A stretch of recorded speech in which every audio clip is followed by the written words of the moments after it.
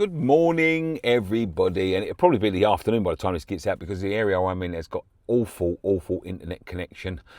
But this is Nicky Hawkins and this is the morning after the game before. And what morning it is. It's a relief to come out of that game like that, with a win like that. And Newcastle, good side. They're not as good as I thought they was. I was looking at the table this morning and they're languishing on 12 points, which is not fantastic for Newcastle. And a lot of people have pointed out Newcastle didn't play very well, but it was a much improved performance from the West Ham players. Nuno got the team spot on. And somebody said to me earlier on in the week, people don't give football fans enough credit for knowing what they're talking about, because after 10 games, after watching pre-season, after watching our young boy on loan at Wickham and at Portsmouth, we've been calling for Freddy to come into the side. Now, I know this is going to be controversial. I know it's going to wind up a lot of people, and I'm going to put it in the title because I want people to watch it and I want people to know that I've said it. But it is a very similar situation to bringing Freddy Potts in as it was bringing Declan Rice through. And Declan, listen, Ryan, not a lot of people have seen it. Ryan saw it, and I haven't seen it myself because I don't go and watch the under-21s or watch out for the boys on loan. But a couple of people on our channel do, and Ryan has always said to me, he's the closest to Declan Rice that we've got. And Declan Rice obviously was with us in very similar situations. So we find ourselves without a good midfield, without a midfield with legs. Now, if you remember rightly, when Declan Rice first came into the side as a young kid, he was about to go out on loan, but we had a midfield of Mark Noble and Jack Wilshere, and many of the problems that we was having in the midfield there, especially with Jack Wilshere's injury problems, were down to lack of legs in midfield. It wasn't working. We wasn't picking up points. And what happened? Slaven Bilic decided to start sticking Declan Rice in. Declan Rice, as I said, was about to go on loan at the time. Declan Rice came in and he's become probably the world's best midfielder. You could probably make a case for Casado as well in his position. Developed at West Ham, but it was the changing point, putting a young kid into a midfield. Untested, wasn't even a midfielder when he came into the midfield. He was a centre back that played in midfield, and they saw the attributes that he had to become a central midfielder. But it was very similar. We was in a similar situation. Couldn't pick up any points. A lot of games without points at the beginning of the season. Then Declan Rice comes in, and we start to build a midfield around him. Give a kid a chance, and he'll show you what he's got. Now, obviously, Freddy has been out on loan a couple of times. And he has shown everyone what he's got, and people have been shouting for him. Come on, get him in the side, get a bit of legs in the side. We saw last week when he came on, he's come on a couple of times under Nuno, but Nuno, for some reason, who's got to take praise as well for yesterday's performance, because he's taken the criticism for the lack of them against Brentford and Leeds.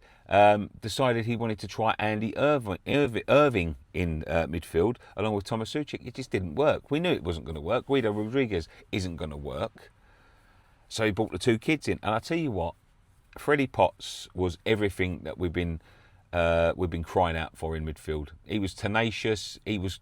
There was one point, right, and people might not see this. He touched the ball, and it was a bad touch, right? And you learn this, right? And this is what happened with Declan. So Declan used to make a mistake, learn from his mistake, and he'll never make that mistake again. But I tell you what, I did see, and this resonated throughout the side yesterday.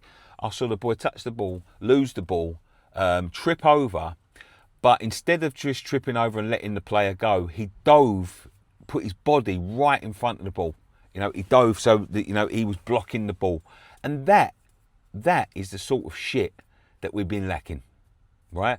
And I'm going to give praise to one more person as well. I thought the whole team as a whole played well yesterday. I thought it was a great performance, and a performance that shocked me really, because I didn't think we was capable of that, and that's what we've been looking for. We've been looking for a bit of bollocks, a bit of fight, and a bit of passion in the side. the boys that played yesterday did. You know, the centre backs were great. I thought the goal was unfortunate because we was on top.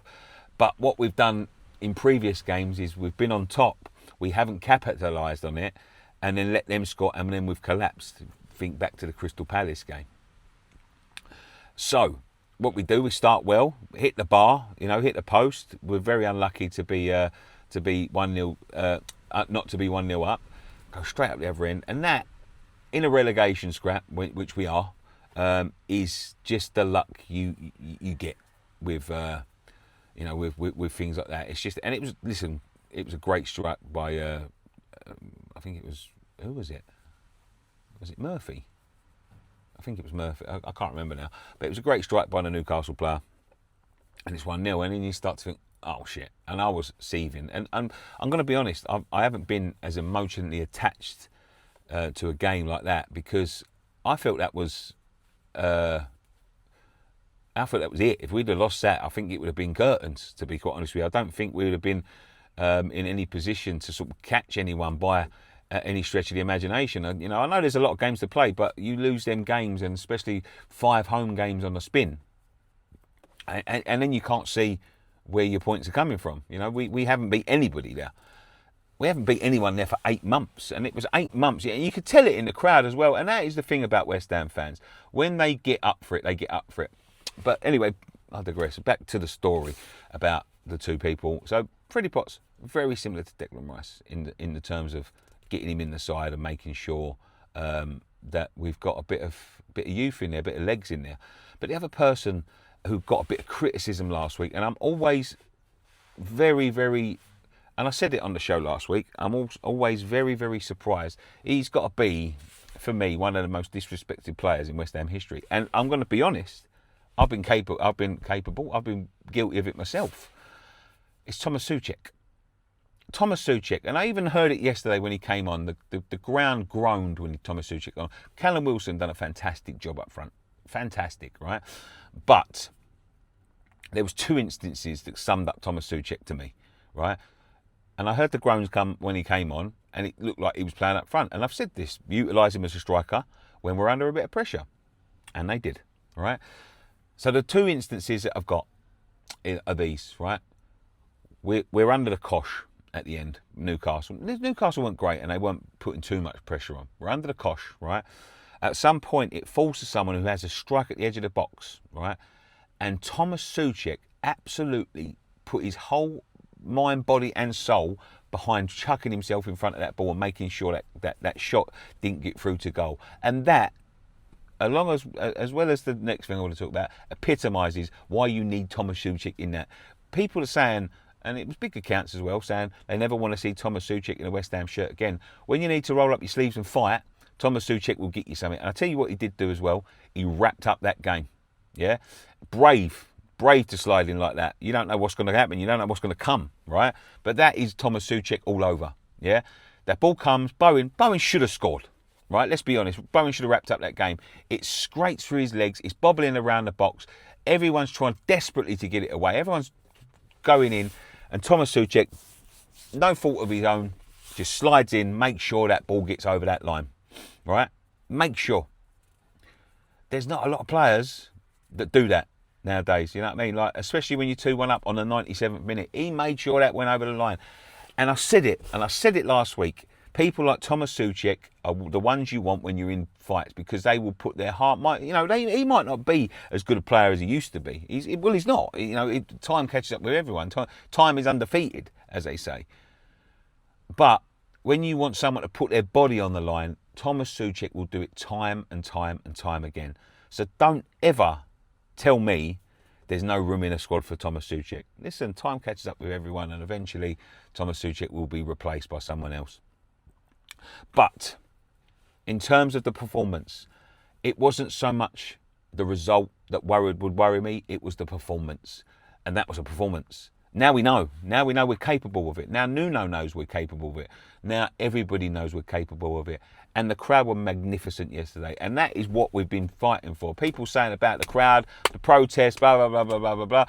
You give us something, we'll give you something back. And we was roaring them on yesterday. It was good atmosphere over there. And it's 8 months of frustration that have gone, that have come to an end. But here's the kicker, right?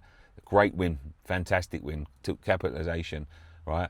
Somebody put a very, I think it's a rookie mistake by players and managers. And you can see it two ways.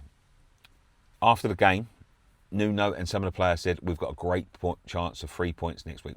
Burnley is not going to be an easy game by any stretch of the imagination, because they know now that if they beat us, that was unexpected win. They wasn't expecting that. Now they know, right, they've won.